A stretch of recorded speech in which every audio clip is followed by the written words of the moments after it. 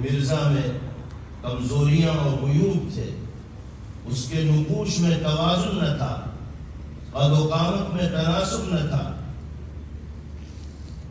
اخلاق کا جنازہ تھا، کریکٹر بہت برا تھا،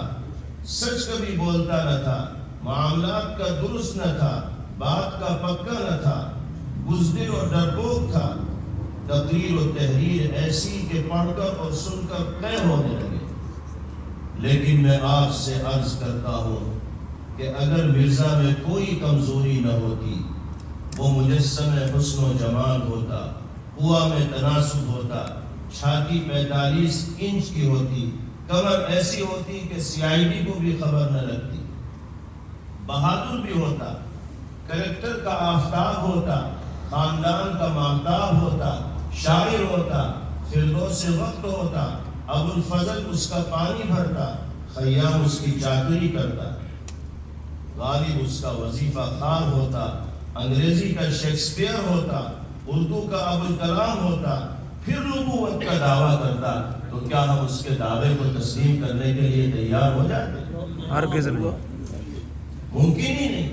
آگے حضرت فرمایا کرتے تھے کہ اگر حضرت علی رضی اللہ عنہ دعوی نبوت کرتے،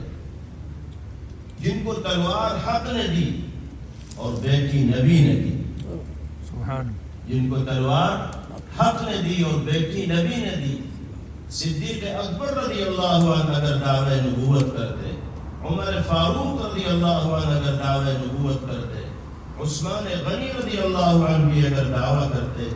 تو کیا ہم ان مقدس شخصیات کے دعاوی کو اس حوالے سے قبول کرتے؟ نہیں، ہر نعرہ تکبیر، جناب سید عطا اللہ شاہ بخاری۔ پھر اخیر میں حضرت فرماتے ہیں کہ میاں آقا کے بعد کائنات میں کوئی انسان ایسا نہیں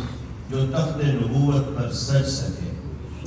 آقا کے بعد کائنات میں کوئی انسان ایسا نہیں جو تخت نبوت پر سج سکے اور تاج نبوت و رسالت جس کے سر پر ناز کر سکے۔ یہ فخر تو اللہ ہے۔ سرکار دو عالم جناب محمد رسول اللہ صلی اللہ تعالی علیہ کے لیے مقدر فرمایا۔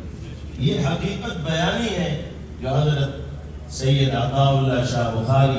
نور اللہ مرقدہ کی زبان سے ادا ہو رہے ہیں۔ اللہ تعالی ہمیں اسی طرح کے جذبات کا حامل بنائے اور صحیح فکر اور سوچ کے ساتھ زندگی گزارنے کی توفیق نصیب فرمائے۔ یہ ہمارے اکابر ہیں، بزرگان دین ہیں جو اس فکر سے وابستہ